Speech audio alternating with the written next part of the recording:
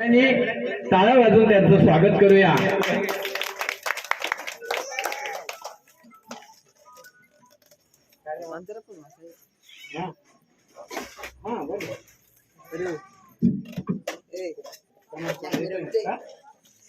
सन्माननीय जनार्दन निचिके साहेब, सन्माननीय सुदामजी खाडे साहेब हे त्यांचं सत्कार करताय. आपण पुन्हा एकदा पाहुण्यांचं टाळ्या वाजवून स्वागत करूया. टाळ्यांची कसर कशासाठी? सन्माननीय भरतजी निचिते आपल्या तालुक्यात सगळ्यांना आठवणारी एक व्यक्ती आहे आणि ते शेळके परिवाराशी खूप निगडीत आहेत. मी निचिते साहेबांना भरतजींना विनंती करतोय की आपण इकडे यावं. मी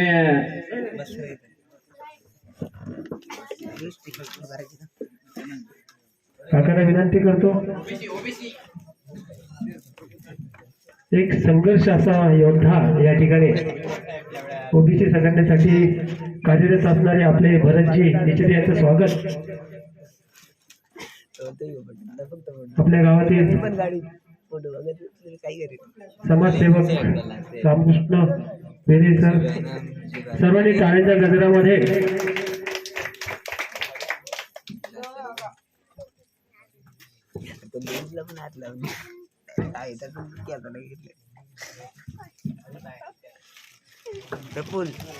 काहीतरी माग पुढं करणार अरे बा आता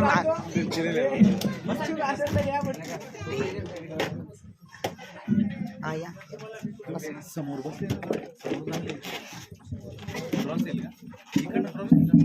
हॅलो हॅलो हॅलो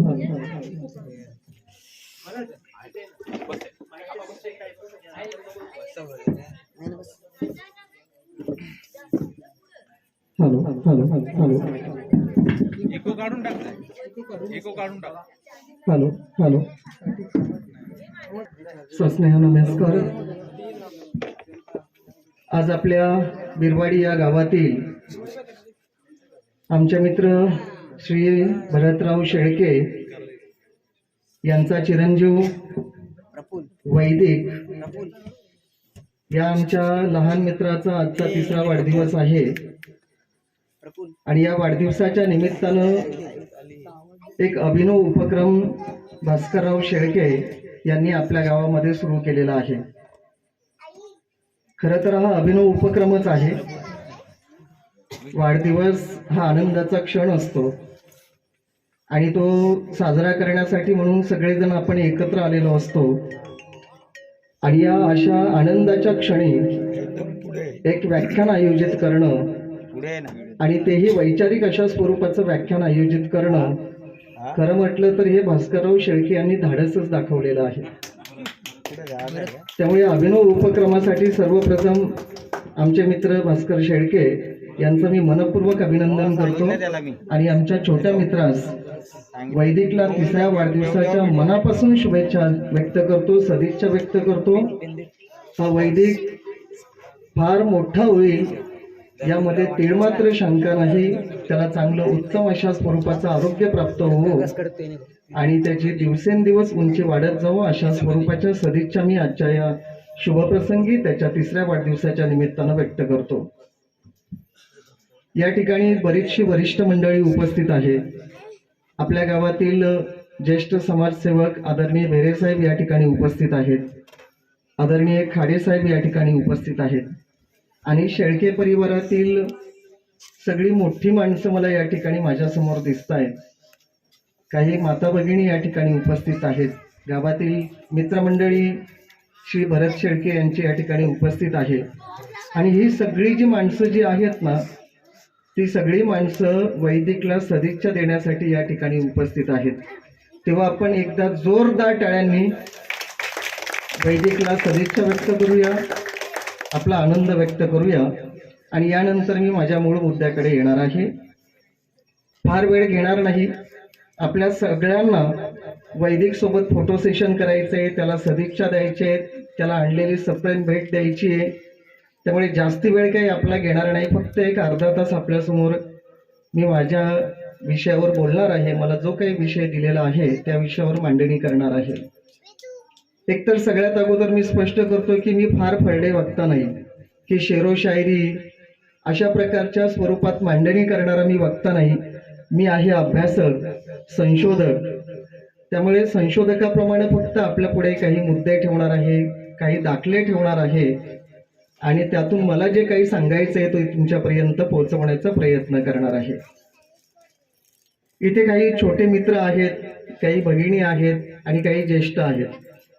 तेव्हा वेगवेगळ्या वयोगटातला सगळा हा प्रेक्षक वर्ग आहे. त्यामुळे सगळ्या वयोगटासाठी माझी मांडणी असणार आहे. आणि खास करून मुलगा आणि वडील यांचं जे नातं असतं ना, ते नातं एक विलक्षण अशा स्वरूपाचं नातं असतं. ते प्रेमाचं नातं असतं, वात्सल्याचं नातं असतं, मायेचं नातं असतं, ममतेचं नातं असतं. तेव्हा लहान मुलं ही मोठी होत जातात. जसजशी ती मोठी होत जातात म्हणजे निव्वळ ती वयानं वाढत नाहीत, तर त्याच्याच बरोबरीनं ती भावनिक दृष्ट्या मोठी होत असतात आणि बौद्धिक दृष्ट्या सुद्धा त्यांची उंची वाढत जाते. आणि प्रत्येक पालकाला वाटतं, प्रत्येक वडिलांना वाटतं, प्रत्येक बापाला असं वाटतं की माझा मुलगा जो आहे ना त्याची बौद्धिक उंची प्रत्येक वाढदिवसाला वाढत जावं. बरोबर की नाही? आणि आपला मुलगा यशस्वी व्हावा अशी प्रत्येक आई वडिलांची मनापासूनची इच्छा असते. कुणाला असं वाटतं आपला मुलगा अपयशी व्हावा? कुणालाच नाही. प्रत्येकाला असं वाटतं की आपला मुलगा ना आपण जिथे आहोत त्याच्या पुढे जावा. आपण ज्या ठिकाणी आता उभे आहोत त्याच्या पुढे आपला मुलगा गेला पाहिजे आणि त्याच्या पुढे जर आपला मुलगा गेला तर यशस्वी झाला. आपली अशी यशाची व्याख्या असते. बरोबर की नाही? यशाच्या व्याख्या तशा निरनिराळ्या करता येतील आणि त्या केल्या जातात. काही जणांना असं वाटतं की भरपूर पैसा आला की तो यशस्वी झाला. काहींची यशाची व्याख्या वेगळी असते. त्यांना असं वाटतं जास्त टक्के मिळाले म्हणजे यश मिळालं. काही जणांना वाटतं की नेता झाला म्हणजे यशस्वी झाला. होय की नाही? प्रत्येकाची यशाची व्याख्या जी असते की नाही ती निरनिराळी असते. पण यश जे आहे ना ते सहजासहजी हाती लागत नाही. ही गोष्ट आपण सगळ्यांनी लक्षात घेतली पाहिजे. काही जणांना यशाचा फॉर्म्युला हवा असतो, शॉर्टकट यश हवं असतं. फार कष्ट नसतात घ्यायचे, फार मेहनत नसते घ्यायची, थोड्या मेहनतीत यश मिळवायचं असतं. तर याविषयीचा एक दाखला मी आपल्या पुढे ठेवणार आहे जो फार मजेशीर आहे. लक्षात घ्या. सॉक्रेटिस हे नाव कदाचित आपण ऐकून असाल. जगप्रसिद्ध विचारवंत, फार मोठा विचारवंत होऊन गेला हा माणूस. माझ्या लहान मुलांनी, माता भगिनींनी कृपया समजून घ्या. सॉक्रेटिस हा फार महान असा विचारवंत होता. वयाच्या 39-40व्या वयाच्या वर्षी त्या व्यक्तीचं निधन झालं. या सॉक्रेटिसचा शिष्य प्लेटो आणि प्लेटोचा शिष्य अरिस्टॉटल हे तिघही जगप्रसिद्ध महान असे विचारवंत. तर या सॉक्रेटिसकडे अनेक जण तरुण, काय म्हणूयात त्याला, माहिती घेण्यासाठी, शिकण्यासाठी येत असतात. म्हणू शकतो आपण त्यांचे विद्यार्थी असतात. अनेक विद्यार्थी येत असतात. त्यापैकी एक विद्यार्थी जो असतो तो थोडासा वेगळा असतो, तो विक्षिप्त असतो. तो एके दिवशी गुरुजींकडे येतो, म्हणजे सॉक्रेटिसांच्याकडे येतो आणि सॉक्रेटिसांना म्हणतो की गुरुजी, मला यशाचा शॉर्टकट मार्ग सांगा. मला यश हवंय पण मला शॉर्टकट मार्ग हवाय. कसं यश मला शॉर्टकट मार्गाने मिळवता येईल? जवळचा मार्ग कोणता तो सांगा. सॉक्रेटिसांना हा प्रश्न नवा असतो. असा कोणी प्रश्न विचारलेला नसतो. ते अवाक होतात आणि म्हणतात तुझ्या प्रश्नाचं उत्तर मी तुला देईन, पण आत्ता नाही देणार. संध्याकाळी स्नानासाठी मी नदीवर जाणार आहे, त्यावेळेला तू तिथे ये, मी तुला तुझ्या प्रश्नाचं उत्तर देतोय. मुलगा प्रचंड उत्सुक असतो उत्तर ऐकण्यासाठी. त्याच्या मनात कुतूहल असतं. लहान मुलांच्या मनात कुतूहल असतं. त्यांना अनेक प्रश्न पडत असतात की नाही? आणि ते प्रश्न कधी कधी साधे असतात, ते कुतूहलातून निर्माण झालेले असतात. लक्षात घ्या. जिज्ञासा असते जाणून घेण्याची, समजून घेण्याची. ते प्रश्न विचारतात. कधी कधी आपल्याकडे वेळ असतो, कधी कधी नसतो. कधी आपण रागानं उत्तर देतो, कधी वेळ असेल तर उत्तर देतो. आपण त्यांच्या प्रश्नांची उत्तरं दिली पाहिजेत. लक्षात घ्या. त्यांचं कुतूहल आपण शमवलं पाहिजे. तर सॉक्रेटिसांना हा विद्यार्थी प्रश्न विचारतो. सॉक्रेटिस म्हणतात की संध्याकाळी स्नानासाठी ये, तुला तुझ्या तिथे प्रश्नाचं उत्तर देतो. हा मुलगा लवकर तयारी करतो.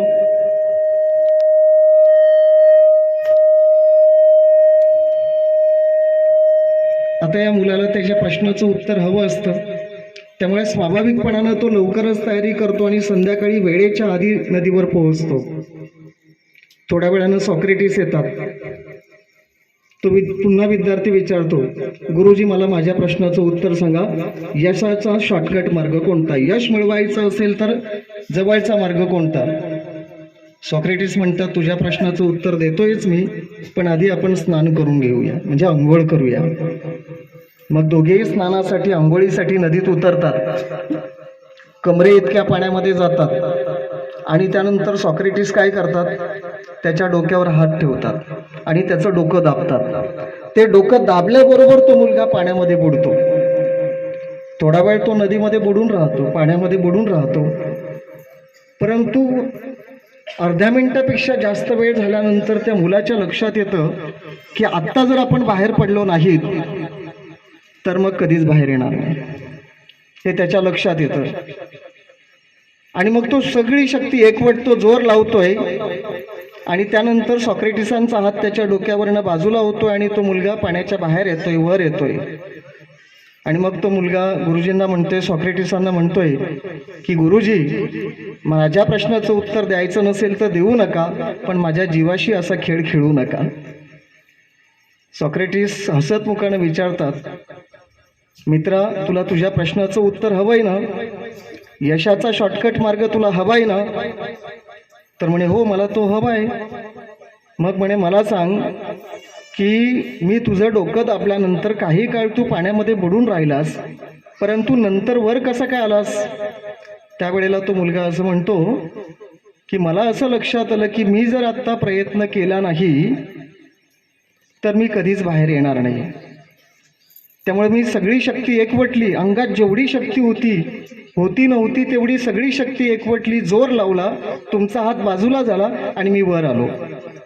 गुरुजी म्हणतात, तुझ्या प्रश्नाचं उत्तर हेच आहे, यशाचा कोणताही शॉर्टकट मार्ग नसतो. तुमच्या अंगी असलेलं सामर्थ्य, शक्ती जेव्हा तुम्ही एकवटाल, संपूर्ण शक्तीनिशी प्रयत्न कराल, त्यावेळेला तुम्हाला यश मिळेल. तेव्हा माझ्या छोट्या मित्रांना सांगायचं आहे की आपल्याला आपल्या अंगात असलेली सगळी शक्ती जी आहे ना ती एकवटली पाहिजे, तिचा उपयोग केला पाहिजे, तिचा वापर केला पाहिजे, तेव्हा आपल्याला यश मिळेल. त्याशिवाय आपल्याला यश मिळणार नाही. मग परीक्षेतलं यश असू द्या किंवा जीवनातलं यश असू द्या.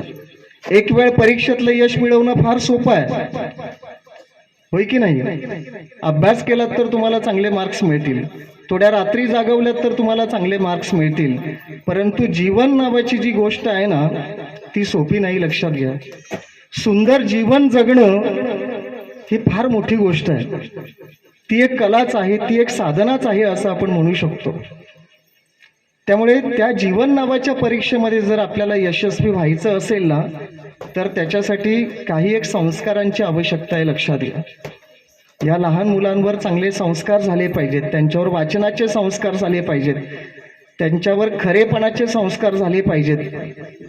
त्यावेळेला ही मुलं जी आहेत ना ती चांगली वाढतील, ती मोठी होतील, चांगला नागरिक बनतील आणि आपल्या देशाचं, आपल्या गावाचं नाव उज्ज्वल करतील, हे आपण सगळ्यांनी लक्षात घेतलं पाहिजे. तर सगळ्यात महत्त्वाची गोष्ट, आपल्या मुलांना आपल्याला यशस्वी बनवायचं आहे, पण यशस्वी बनवताना त्यांना हे लक्षात आणून दिलं पाहिजे की शॉर्टकट मार्ग नसतो, त्यासाठी प्रयत्नच करावे लागतात, प्रयत्नांची पराकाष्ठाच करावी लागते, तेव्हा यश मिळतं. आता दुसऱ्या मुद्द्याकडे आपल्याला घेऊन जातो. आता हे असं यश जर आपल्याला मिळवायचं असेल ना तर त्याच्यासाठी ध्येय स्पष्ट हवं. मला कुठे पोहोचायचं हे मी आधी ठरवलं पाहिजे. आता बऱ्याचदा पालकच ठरवत असतात की आपल्या मुलाचं भविष्य पालक ठरवत असतात. आपल्या मुलानं काय बनावं तर त्यानं डॉक्टर बनावं, काय बनावं शिक्षक बनावं, काय बनावं इंजिनियर बनावं. पण हे असं भविष्य निश्चित करताना पालकांनी सुद्धा आपल्या मुलाची कुवत, त्याची क्षमता, त्याचा कल, त्याची आवड निवड या गोष्टी लक्षात घेतल्या पाहिजेत. नाही तर नसत्या अपेक्षा जर आपण त्याच्यावर लादल्या तर त्याला त्रास होईल, त्याच्यावर ओझं होईल. लक्षात घ्या. जे एखादा मुलगा हुशार आहे, समजा गणितात हुशार आहे, आणि आपण जर त्याला सांगितलं तू एवढा हुशार आहे, तुला 98% 10वीला मार्क्स आहेत, 12वीला सुद्धा चांगले मार्क्स आहेत, तर तू डॉक्टरच हो. पण त्याला जर बायोमध्ये जर इंटरेस्ट नसेल, त्याला जर त्या विषयाची आवड नसेल, तर तो त्या विषयामध्ये यशस्वी होणार नाही. लक्षात घ्या. तेव्हा त्याची आवड निवड आपण लक्षात घेतली पाहिजे, त्याचा कल लक्षात घेतला पाहिजे, आणि मग त्याचं भविष्य आपण ठरवलं पाहिजे. मुलांना मदत केली पाहिजे आपण, पण त्यांची आवड निवड, त्यांची क्षमता, त्यांची कुवत आणि आपली आर्थिक पद, याही गोष्टी आपण लक्षात घेतल्या पाहिजेत. आणि मग त्याला ध्येय दाखवलं पाहिजे, त्याला मदत केली पाहिजे. ध्येय निश्चित असलं पाहिजे जीवनातलं, आणि त्याच्यासाठी निश्चितपणानं पालक म्हणून आपण सदोदित सकारात्मक राहिलं पाहिजे, त्यांना मदत केली पाहिजे. जिथे जिथे त्यांना आपल्या सल्ल्याची गरज असेल तिथे सल्ला दिला पाहिजे. सतत आपण मुलांशी संवाद साधला पाहिजे. आता संवाद ही गोष्ट फार खरं तर कठीण झाली. या मोबाईलच्या क्रांतीमुळं, दूरसंचार क्रांतीमुळं संवाद आटत चाललेला आहे. दिवसेंदिवस संवाद कमी होत चाललाय, पण त्या संवादाची खूप गरज आहे. लक्षात घ्या. आणि खास करून कोवळ्या वयामध्ये संवादाची फार गरज असते. वय कोवळं असू द्या किंवा तारुण्यात मुलगा असू द्या, त्याच्याशी सतत आपण संवाद साधला पाहिजे, आणि मित्र बनून त्याच्याशी संवाद साधला पाहिजे. लक्षात घ्या. वडील बनून जर आपण संवाद साधला तर कधी कधी मुलं आपल्याशी बोलत नाही मोकळेपणानं, पण मित्र बनून जर त्याच्याशी आपण संवाद साधला तर निश्चितपणानं ती मोकळेपणानं आपल्याशी बोलतील, त्यांचे प्रश्न सांगतील, त्यांच्या मनातल्या भावना आपल्याकडे व्यक्त करतील, आणि मग त्याच्यावर आपल्याला काहीतरी मार्ग निश्चितपणे काढता येईल. ध्येय स्पष्ट असलं पाहिजे जीवनामध्ये. काय बनायचंय मला? क्लर्क बनायचंय, मला इंजिनियर बनायचंय, मला डॉक्टर बनायचंय, मला प्राध्यापक बनायचंय, मला वकील बनायचंय, काय ते निश्चित असलं पाहिजे, तर आपल्याला त्या मार्गाने जाता येईल.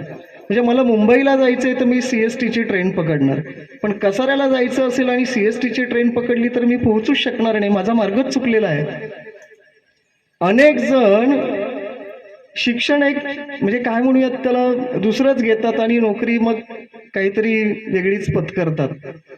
तर हा उद्योग जो आहे ना तो करता कामा नये. आपलं ध्येय स्पष्ट असलं पाहिजे, निश्चित असलं पाहिजे, आणि मग आपण मार्ग निवडला पाहिजे. एक काल्पनिक अशा स्वरूपाची गोष्ट आहे, मी वर्तमानपत्रात फार वर्षांपूर्वी वाचलेली.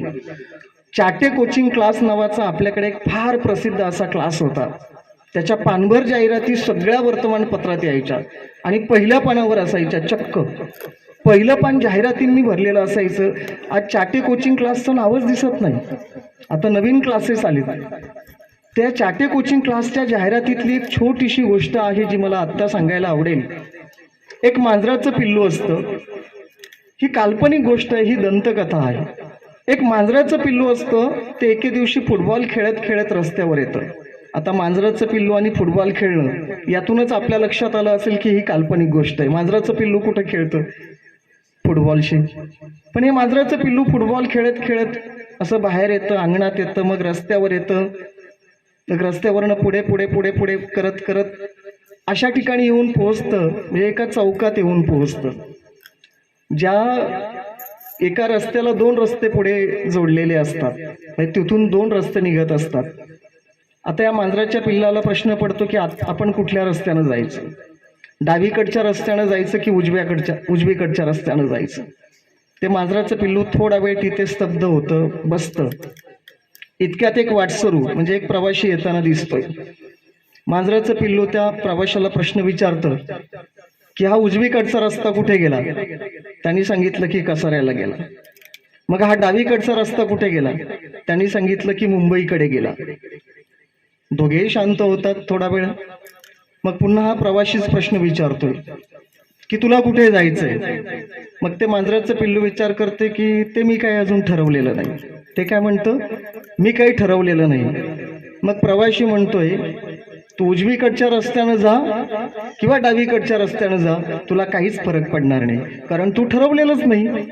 त्यामुळे तू कसाऱ्याला गेला काय किंवा मुंबईला गेला काय, त्याच्यानं काहीच फरक पडणार नाही. लक्षात घ्या, ही जी गोंधळाची परिस्थिती जी आहे ना ती निर्माण होता कामा नये. आपलं निश्चित असलं पाहिजे, मला मुंबईला जायचंय की मला कसाऱ्याला जायचंय, आणि जिकडे जायचंय मग तो रस्ता आपण पकडणार आणि त्या दिशेनं निघणार. मला जर समजा जिल्हाधिकारी बनायचं असेल, मला कलेक्टर बनायचं असेल, तर सोपा मार्ग आहे ना.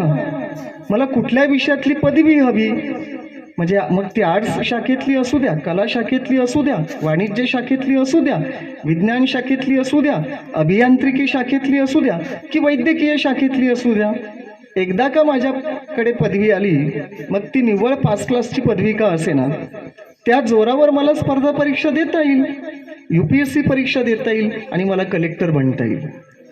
त्यामुळे मी बाकीचे उपद्व्याप करण्याची गरजच नाही. ध्येय निश्चित असलं पाहिजे जीवनामध्ये, लक्षात घ्या. आणि हे सगळ्यांच्या बाबतीत खरं आहे. आणि जर या मुलांना जर आपल्याला निश्चित जागी पोहोचवायचं असेल ना, तर तशी त्यांची घडण केली पाहिजे, लक्षात घ्या. आपल्या शहापूरमधील एक उदाहरण मी आपल्याला सांगेन. दत्ता पाटील साहेब नावाची एक फार मोठी व्यक्ती आपल्या शहापूरमधल्या साणे गावची, शहापूरच्या जवळ म्हणजे वासिंद या शहराच्या जवळ गाव आहे साणे नावाचं. फार मोठा माणूस आहे दत्ता पाटील साहेब. इन्कम टॅक्स ऑफिसर होते. त्यांचा एक मुलगा, त्यांनी ठरवलं होतं की आपल्या मुलाला IIT मध्ये पाठवायचं. त्यांचं ध्येय निश्चित होतं. त्यामुळे 5वी 7वीच्या वर्गापासून त्यांनी मुलाची तशी तयारी करून घेतली. जायचंय कुठे, IIT मध्ये. तशीच तयारी करून घेतली. मुलगा IIT मध्ये गेला. मला माहिती नाही, पण मला असं वाटतं आपल्या शहापूर तालुक्यातला कदाचित, निश्चित माहिती नाही माझ्याकडे, पण कदाचित हा पहिला IIT झालेला मुलगा असेल. तर हे ठरवून आपल्याला मुलांना पोहोचवता येतं, लक्षात घ्या. पण त्यासाठी मुलांवर आपली मतं लादू नये, आपल्या अपेक्षा पण लादू नये, आपली स्वप्न लादू नये. नाहीतर मला 40%, माझ्या पत्नीला 40%, दोघांच्या 80% मुलांकडून अपेक्षा करतो 90%ची, आणि नाही मिळाले की मग आपण त्यांच्यावर ओरडतो. ती हिरमुसतात, ती निराश होतात. फुलं जशी कोमेजतात तशी कोमेजतात, लक्षात घ्या. अशी अपेक्षा लादणं योग्य नव्हे. त्यांना समजून घेतलं पाहिजे, लक्षात घ्या. आणि माझ्या दृष्टीनं यश, आपला मुलगा यशस्वी तेव्हा झालेला असतो ज्या वेळेला तो प्रयत्न करतो. माझी पण 2 मुलं आहेत. मी कधीही मुलांना, म्हणजे लहान आहेत अर्थात, ते एक मुलगी 2रीत आहे आणि मुलगा 5वीत आहे, मी कधीही त्यांना पर्सेंटेज विचारत नाही, मार्क किती मिळाले ते विचारत नाही, मात्र तयारी करून घेतो. कारण माझा विश्वास यावर आहे, प्रयत्नांमध्ये यश असतं, लक्षात घ्या. मुलांकडून तयारी करून घ्यायची, अभ्यास करून घ्यायचा, पण पर्सेंटेज नाही विचारायची. किती मिळाले, 99% मिळाले की 90 मिळाले हे महत्त्वाचं नाही, लक्षात घ्या. त्यानं प्रयत्न केले, त्यानं अभ्यास केला, बौद्धिक उंची वाढली ना त्याची, तो यशस्वी झाला, लक्षात घ्या. त्यामुळे तिथे ते आपण पालक म्हणून लक्षात घेणं गरजेचं आहे, हे मला आपल्याला सांगायचं आहे. आणि सतत आपण मुलांपुढे सकारात्मक बोललं पाहिजे, नकारात्मक नाही बोलायचं. तुला हे येत नाही, तुला ते जमत नाही, तू करू शकत नाही, त्याला इतके मिळाले, तुला इतकेच मिळाले, ही जी आपली नकारात्मकता पेरतो ना, ही नकारात्मकता फार घातक असते, लक्षात घ्या. नंतर एका क्षणी मुलगा स्वतःचा ऐकत असतो, पण जेव्हा आपण सतत त्याला म्हणतो तुला हे जमणार नाही, तुझ्याचं नाही, हे शक्य नाही, नंतर तोही असा विचार करायला लागतो की हे मला जमणारच नाही, मला हे शक्यच नाही. त्यामुळे त्याची मानसिकता तशी तयार होते, लक्षात घ्या. त्यामुळे हे तुला जमेल, तू हे करू शकशील, तूच हे करू शकशील, हा विश्वास आपण त्याला सतत दिला पाहिजे, लक्षात घ्या.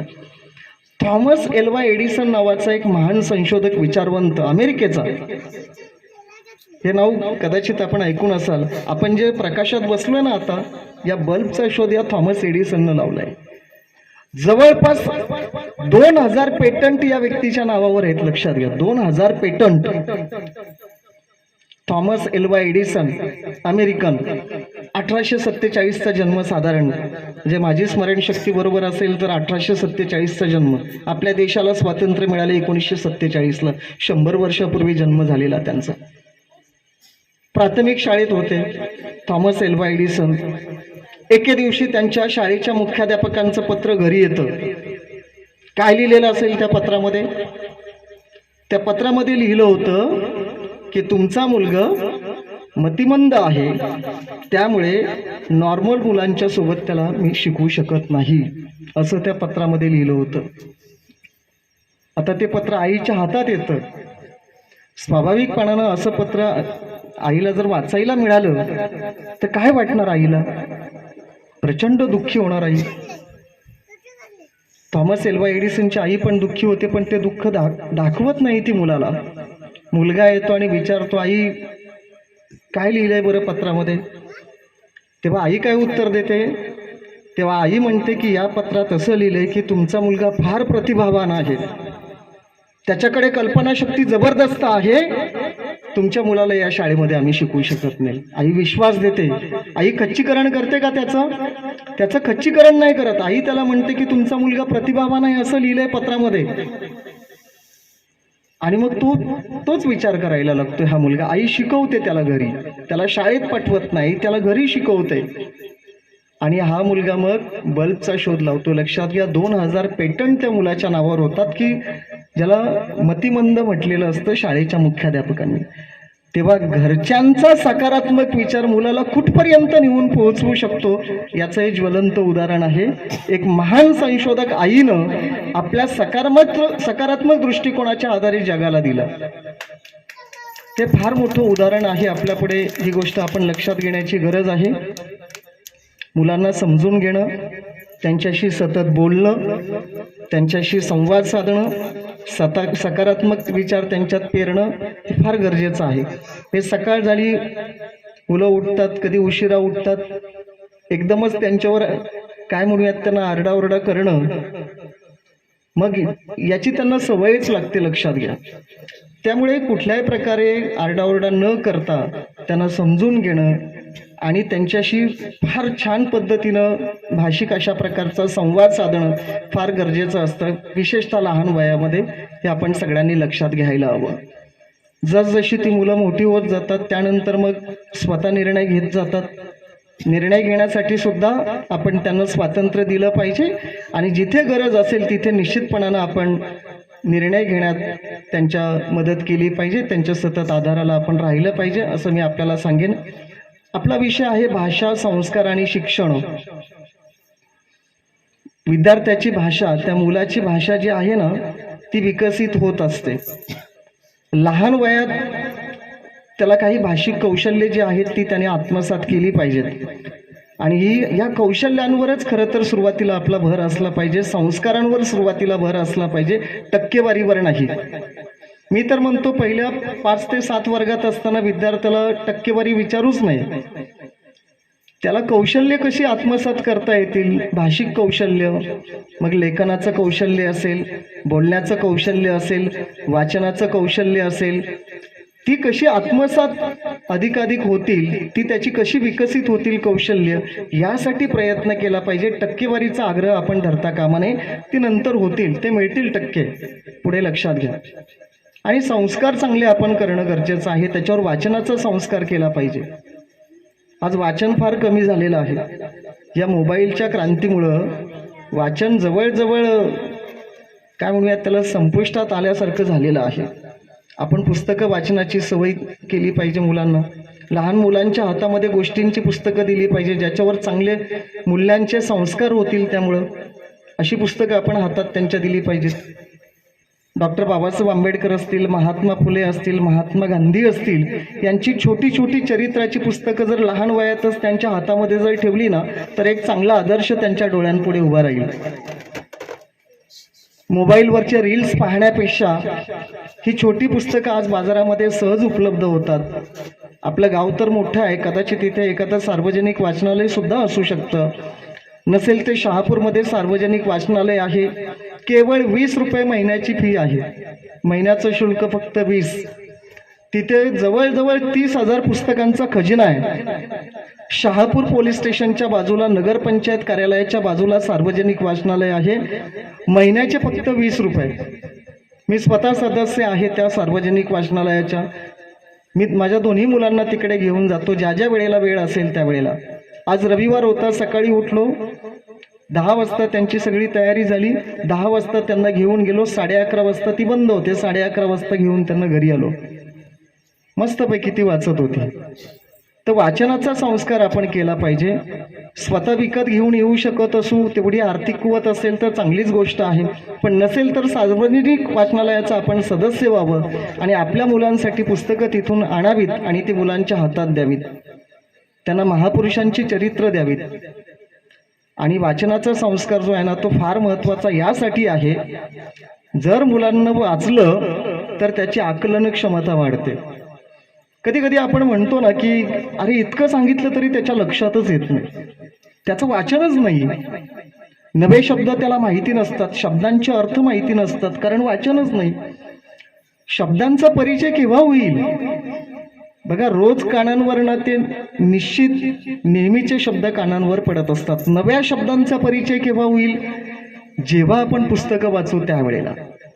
तेव्हा पुस्तकं मुलांना वाचायला दिली पाहिजेत, त्यातनं आकलन क्षमता त्यांची वाढेल, ग्रहण क्षमता वाढेल, साठवून ठेवण्याची क्षमता, स्मरणशक्ती त्यांची वाढेल, विकसित होईल. लक्षात घ्या, म्हणतात ना मुलं माझ्या लक्षातच राहत नाही, वाचतोय खूप पण लक्षातच राहत नाही. अरे लक्षात राहील कसं? स्मरणशक्ती विकसितच नाही झाली. ह्या विकसित करण्याच्या शक्ती, ह्या शक्ती आहेत. आकलन शक्ती म्हणतो आपण, आकलन नाही म्हणत, आकलन शक्ती म्हणतो. शक्ती येते आपली, आकलन शक्ती, ग्रहण शक्ती, स्मरण शक्ती आणि सगळ्यात महत्वाचा आत्मविश्वास, स्वतःबद्दल आत्मविश्वास. हे मी करेन, निश्चित करेन. हा आत्मविश्वास वाचनातून मिळत असतो, लक्षात घ्या. तेव्हा मुलांवर वाचनाचा संस्कार हा अत्यंत महत्त्वाचा आहे. म्हणजे मला एक या ठिकाणी उदाहरण सांगायला आवडेल. नरेंद्र जाधव नावाचे एक अर्थतज्ञ आहेत, पुणे विद्यापीठाचे कुलगुरू होते ते. या नरेंद्र जाधवांचं एक पुस्तक आहे, त्याचं नाव आहे आमचा बाप अन आम्ही. त्यांचं स्वतःचं आत्मचरित्र आहे ते. या आत्मचरित्रातला एक दाखला मी आपल्या पुढे ठेवतो आहे. बऱ्याचदा मुलांची तक्रार अशी असते, जर गुरुजी प्रश्न विचारत असतील ना मुलाला, तर तो मुलगा म्हणतो की मीच का, मलाच का, गुरुजी मलाच विचारतात, अशी तक्रार असते. म्हणजे तो तक्रारीचा सूर असतो खरं म्हणजे. पण नरेंद्र जाधव जेव्हा शाळेत शिकत होते त्यावेळेला ते काय विचार करायचे? ते असा विचार करायचे की मी का नाही, मला का नाही विचारला जात प्रश्न. तेव्हा हा प्रश्न पडणं फार गरजेचं आहे, आवश्यक आहे. लक्षात घ्या, वाचनातनं अनेक गोष्टी कळत असतात, त्यामुळे वाचलं पाहिजे. आणि चांगली चांगली पुस्तकं त्यासाठी आपण आपल्या मुलांपुढे ठेवली पाहिजेत. ती वाचण्यासाठी त्यांना प्रवृत्त केलं पाहिजे, प्रोत्साहित केलं पाहिजे. मुळात आपण ही पुस्तक घेऊन कधीतरी बसलं पाहिजे. भले आपलं क्षेत्र वेगळं असेल, आपला व्यवसाय वेगळा असेल, आपला शिक्षणाशी संबंध नसेल, पण तरीसुद्धा आपण छोटी छोटी पुस्तकं वाचत जर बसलो तर त्याचा स्पर्श आपल्या मुलांवर होतोय. जर आपणच जर जास्तीचा काळ मोबाईल घेऊन बसलो तर स्वाभाविकपणानं मुलांवर तोच संस्कार होतो. मुलं आपलं अनुकरण करत असतात, लक्षात घ्या. तेव्हा आपण पुस्तक जर वाचायला घेतलं तर स्वाभाविकपणानं मुलगा सुद्धा पुस्तक जवळ करेल, ते वाचेल. आणि पुढचा मुद्दा आहे की शिक्षण. तर शिक्षणाचं महत्त्व खरं तर सांगण्याची गरज नाही. आपल्यावर हजारो वर्ष शिक्षण बंदी होती. इथल्या सगळ्यांना माहिती असे की आपल्यावर शिक्षण बंदी होती. ही शिक्षण बंदी उठवली कोणी? ही शिक्षण बंदी उठवली महात्मा फुलेंनी. बघा, आपल्या अनेक पिढ्या शिक्षणाशिवाय वंचित राहिल्या, कारण शिक्षण बंदी होती. आता जर आपल्याला संविधानानं शिक्षणाचं स्वातंत्र्य दिलंय तर आपण आता शिकलो पाहिजे.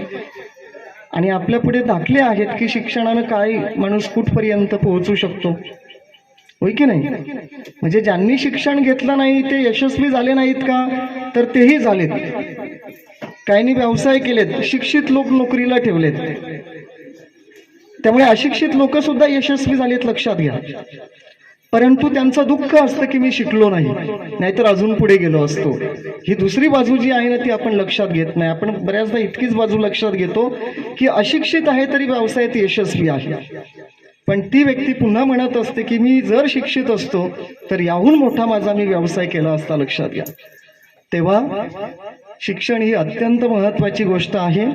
आणि चांगलं आपण शिक्षण घेतलं पाहिजे, उच्च शिक्षण घेतलं पाहिजे. त्याचा प्राथमिक शाळेमध्ये पाया पक्का करणं गरजेचं आहे. वेगवेगळी कौशल्य प्राथमिक शाळेमध्ये त्याला शिकविली पाहिजेत, म्हणजे निश्चितपणानं पुढे तो उच्च शिक्षण घेणार आणि त्याचं स्वतःचं जीवन जे आहे, त्याचं भविष्य जे आहे ते उज्ज्वल करणार, यामध्ये तीळमात्र शंका नाही. आता खूप सारी मंडळी इथे जमा झालेली दिसते आहे. वैदिकला शुभेच्छा देण्यासाठी, सदिच्छा देण्यासाठी या ठिकाणी सगळे लोक आता इथे एकत्र आलेले आहेत. त्यामुळे मला असं वाटतंय मी आता थांबायला हवं. आपल्या सगळ्यांना वैदिकला भरभरून शुभेच्छा द्यायच्या आहेत आणि त्यासाठी आपण सगळेजण जमलो आहोत. या निमित्तानं या बिरवाडीसारख्या एका चांगल्या शिक्षित गावात, की जिथे शिक्षणाचं आत्यंतिक प्रमाण आहे, चांगलं प्रमाण आहे, अशा गावामध्ये मला खरं तर बोलण्याची संधी दिली, व्याख्यान या ठिकाणी देण्याचं त्यासाठी मला निमंत्रित केलं. यासाठी भास्कर शेळके आणि त्यांच्या संबंध परिवाराचा मी आभारी आहे. पुन्हा एकदा वैदिकला वाढदिवसाच्या मनापासून शुभेच्छा देतो आहे आणि आपण सगळ्यांनी माझे विचार या ठिकाणी ऐकून घेतलेत, त्याबद्दल मनापासून धन्यवाद व्यक्त करतो. धन्यवाद.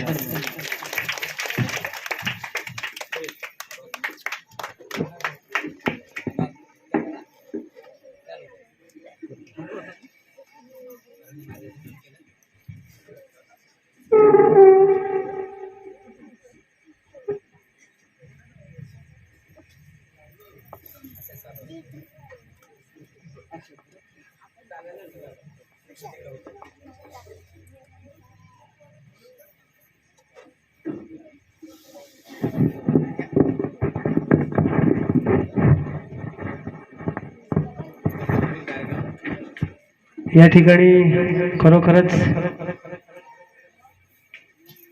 माननीय प्राचार्य डॉक्टर संजय निचिते यांनी खरोखरच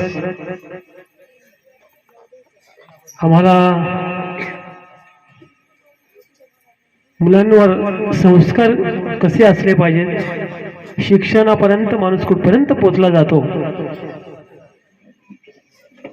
आणि आईवडिलांनी मुलं घडवत असताना कशा प्रकारे काळजी घ्यावी असे अनेक या ठिकाणी उदाहरणं देऊन संबोधित केलं. मी माझ्या बिरवाडी ग्रामस्थांतर्फे तसेच या ठिकाणी भरत शेळके यांच्या शेळके परिवाराकडनं तुमचं मी मनपूर्वक आभार व्यक्त करतो सरांचं, आणि सरांच्या जोडीला आलेले सर्व त्यांचे स्नेही मित्र त्यांचं या ठिकाणी मी आभार व्यक्त करतो.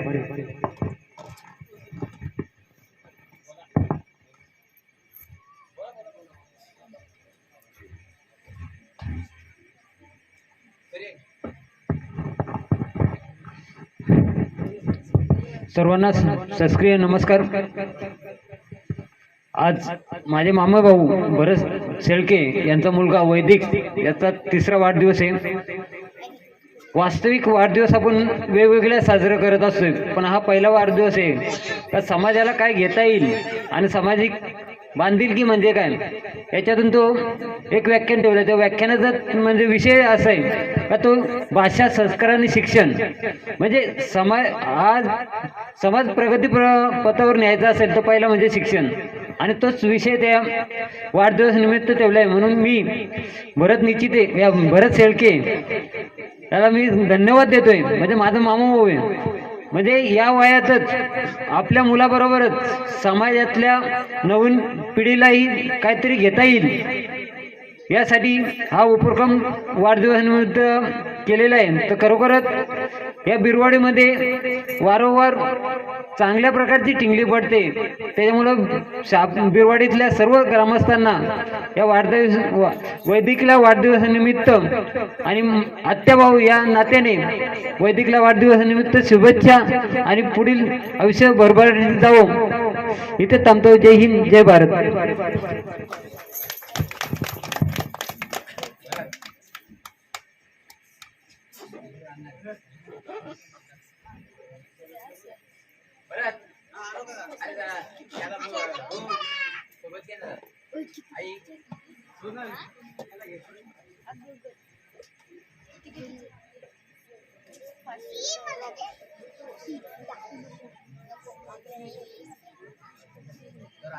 तर